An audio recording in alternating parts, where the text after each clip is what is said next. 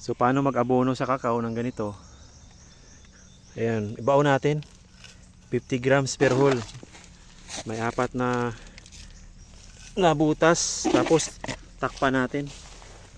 Yan, para hindi siya sayang. Kasi pag umulan, bumaha, sayang po yung abono nyo. Yan, 50 grams. Apat na butas. Meron siyang 200 grams. Kasi maliit pa lang siya eh. Yun ang ratio natin. Ayon po sa soil test. Ayon po sa soil test po yan. Depende po yan. Yan.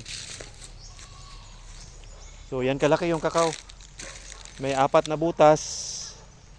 May 200 grams. Na complete sa urea. Malapit lang po sa puno. Mga 1 meter. Wala pa sa 1 meter.